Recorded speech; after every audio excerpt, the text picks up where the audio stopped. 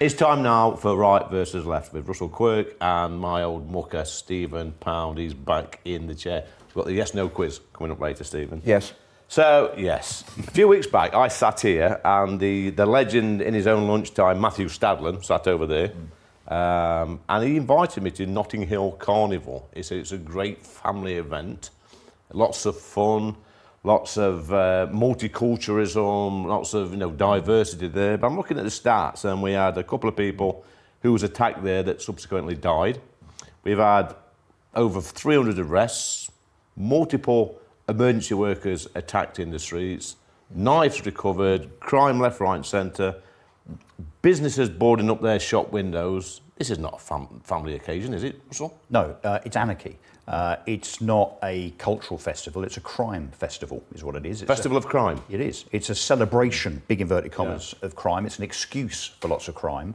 And how we allow this thing to continue, and I don't know who is responsible for this in terms of being able to cancel it, whether it's Sadiq Khan or whether it's government. I suspect it's Sadiq Khan. The Met Police have to sign off on it. Well, and they should, because they're the ones that are getting kicked and punched and spat at. So why do they sign off it? Well, you know why? It's because they don't want to be accused of being racist by saying we've got to stop this thing. Can you imagine if this thing was held every year as a St George's Parade on the 23rd of April in Westminster, and there was even half of the violence, 10% of the disorder, how quickly do you think it would be banned? We'd be labelled, or they would be labelled, Stephen, as far-right thugs. Yeah. I don't know. And fast-track through the justice system. Exactly. I was born in the area. I lived in the Peabody, just over the road from there. And 1958, we had some very serious race riots in Notting Hill, around that particular area. And at that particular time, it was felt that to import the carnival, which was originally from Port of Spain, Trinidad, and it later on flourished, obviously, in Brazil and in Australia.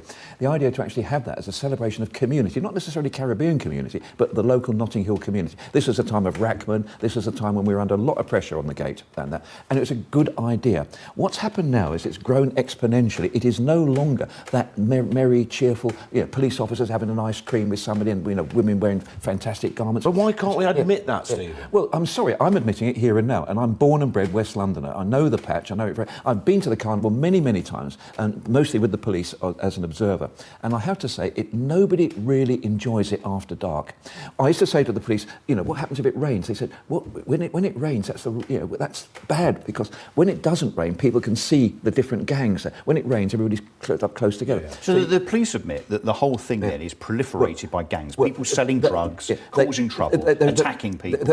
I think we all accept that. So at the moment, the Notting Hill Carnival is run by an independent group of people. They get some money from various charities. It's not run by the state. It's not run by the GLA or the GLC. But Stephen, in an event like this, anywhere else in the world, a celebration of culture, diversity, whatever, businesses should be flourishing. They should be making loads of money. That should be like their Christmas, not boarding the shops. But we don't hear this happening in Brazil when there's the Rio Carnival. I'll come to this millions and millions and millions of people. We don't hear of people getting stabbed and acid thrown in their faces. And you don't see it in Port of Spain, Trinidad either, because they've moved it away from the narrow streets. But look at March the 17th, St Patrick's Day in New York. It is a fabulous occasion. Macy's and everybody in Bloomingdale's. How many get stabbed? Hardly any. They do an enormous amount of business because it's a different size. And do you know what the cost of policing is? So you say it doesn't cost anybody anything. It does. It costs us as the taxpayer £50 million. I'm sorry, I beg your pardon. 50 million quid a year. No, the point about the New York one and the Port of Spain one and the Sydney one is it's in different sized streets. These are not the narrow, around Ladbroke Grove and off Portobello Road. So do you think it should be moved, not cancelled? Well, I honestly think if we want to have it, and I'd have no problem with people celebrating their culture and their community,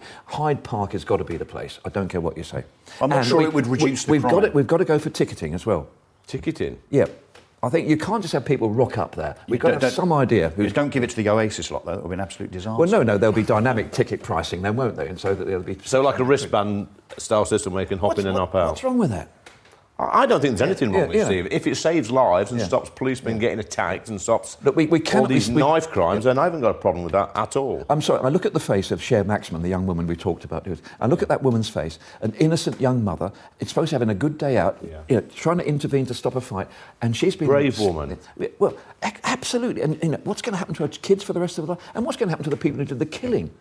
I'm sorry, that's wrong at so many levels. But we can't talk about the Notting Hill Carnival without talking about two-tier police. Exactly. And two-tier Exactly. Right? The fact that we had 3 or 4 weeks ago, the disorder that we saw on the streets of Westminster and Leeds and so on, well documented. You've talked about it a lot in terms of the different way that the police approached different members of the community, if you like, in terms of how they were dealt with. Nice way of putting it. Look at Notting Hill. Have we seen anyone that's actually been charged? I mean, apart apart from and this is the point. murders, yes, they've been charged. The point I made to Yvette Cooper in the chamber the other day, you know, if you can take somebody from Leeds or Manchester or Birmingham who's been throwing stones at police, and within 10 days have them arrested, tried and imprisoned, then why can't you do it for people carrying knives in and around London? But if you research what has happened to people that have been arrested, you know, the hundreds of people last year, the hundreds of people the year before, people that have attacked police officers. I mean, attacking a police officer should automatically be an imprisonable offence. Prima facie, that's it. Used to be. How many people do we think over the last 3, 4, 5 years at the Notting Hill Carnival that have attacked police officers have actually been incarcerated? I bet you can count them on one hand. Why is that, Stephen? I can't. Is that two-tier policing? I'm not unhappy about that expression because I think... Why? Because I don't like the idea. As far as I'm concerned, policing has to be for everybody equally. But I get police officers contacting me, telling me there is two-tier policing. Well, look, I mean, the thing is, we need to... I mean, I'm talking to police officers when I've done the carnival with, you know, the borough commanders, and I say, look, there's somebody smoking a joint over there. You know, I'm getting high just off, you know, the downwind for it. He said, we can't arrest them.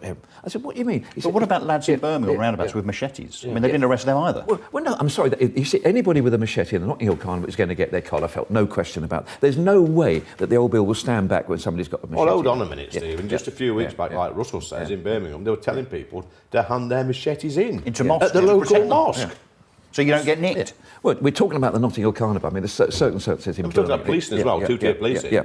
Look, I think the problem there is the police are asked to do an utterly impossible job. On the one hand, they're asked to be this happy, smiling, you know, doing the old samba down the road there. On the other hand, they're supposed to... Should they really be dancing down the streets, police officers? Well, I'm just trying to remember the name of the MP who said, I want police officers who aren't dancing around a rainbow flag. But that'll be me. Actually, it was you. It was me, yeah. Look, the reality is that the police try to get into the spirit of it, and I think they've gone too far in the wrong direction. Honestly, you know, the idea of a copper, you know, having an ice cream in the middle of it, it might look good, but the reality is there's a cold, dark, blood-stained reality all around that. Because the reality is, look, for balance, I'll say this. I think, you know, perhaps that approach actually was made with good intentions. So get involved in the community. I kind of see that. The problem is it has gone too far. Once you start seeing police officers with kind of rainbow painting on their police helmets and dancing the Macarena and so on, what that then signifies to people that would do us harm, would do us wrong, is that the police are just weak. Weak. And of course then those that would do us harm decide to take advantage of that. That's exactly what's happening. I think Notting Hill is made up of sort of small, narrow streets. You've got, you know, Westbourne Grove, Portobello Road around there. It simply is no longer suitable for it. I think we had to do something after the race riots, but that was 1958. You know, it was, 60-odd years ago. Celebrating culture is a brilliant thing. Britain is about multiple cultures. You can argue whether they've integrated properly or not, but that doesn't mean that we let almost, I mean, I know it's police, but with gay abandon, people go to this thing in their hundreds of thousands with bad intent. Drug dealers, right, people with guys, acid, I've got to stop you there. We've got the yes-no quiz coming up. Stephen, you was quite awful at this last time, weren't you? No. And I'm coming in as blind. He knows the rules. So well, I don't. It's simple, Russell. It's 5 questions, yes or no. And if you don't beat Stephen, then you should be thoroughly ashamed, embarrassed, and don't come out for the rest of the week. Is that fair, Stephen? Yes. He knows the rules now. Right, question number 1. Should GB Energy be scrapped? Yes. No. Stephen, should net zero be scrapped? No. Yes. Wow. Will Labour win the next election? Yes. No. I like this. Stephen, should Labour reintroduce the winter fuel allowance? No. Yes. I dare you. Russell, can a woman have a penis? No. Funnily enough. Oh. Sorry. No. Oh, God. Look what you've done. Look what you've done. You were doing really, really well, Russell, until Couldn't help myself. The old penis question. That, it does pop up, doesn't it? Yes. It does pop up from that. Yeah, thanks for that. Another Ofcom complaint there from Stephen Pound. You can come back on one of these questions. Should Labour introduce the winter fuel allowance? Yes. Why do you think that? Am I allowed to now speak? Yeah. Right, okay. Because it's an injustice to pensioners that have paid into the system for millions, and for lots and lots of years, millions and millions of pensioners, and the fact that there is money. The government has a budget of £850 billion, and to try and save £1 billion at the expense of our pensioners is an utter disgrace. I think we've kind of talked this one through earlier. Can I just come back on will Labour win the next election? Yes. I think one of the great unknowns, or the uncommented on factors in the last election, was the number of Labour seats at which Reform came second. Yes. I think the Labour victory was brilliant. I mean, I'm obviously delighted as a Labour man. Well, Conservative loss, you mean? It was actually built on sand. Yeah. The reality is that we're looking over our shoulders to reform, and this is not 1997. There is not that national feeling of euphoria that's sweeping the nation at the moment. We've got some very, very serious questions to ask. I don't think reform can win the next election, but I think reform can influence the next election out of all proportion to its present... Russell, can reform win the next election? No, I think they can. I think Labour will definitely... I mean, look, 9-10 weeks in, the trajectory is already saying that Keir Starmer is an extremely unpopular individual, probably will end up being the most unpopular Prime Minister in our history. Since Liz Truss. I think the Conservatives will be all at sea. They will be a mishmash of a mess over the next 4 or 5 years, and I think the vacuum needs to be filled, and I think it will probably be filled by reform. OK, guys, thank you. That's the yes or no quiz. Sad to see that Stephen Pound has won this. It's quite embarrassing, Russell, that is. Please stay in over the weekend. No bragging rights there. And he'll be buzzing till the next show. I'm going to get the badges made now. We did try. Can I get a T-shirt? We've got to allow Labour to be good at something. You know, he's once described as a pound shop Vince Cable. Who said that? I think it was me, weren't it? You said penny wise.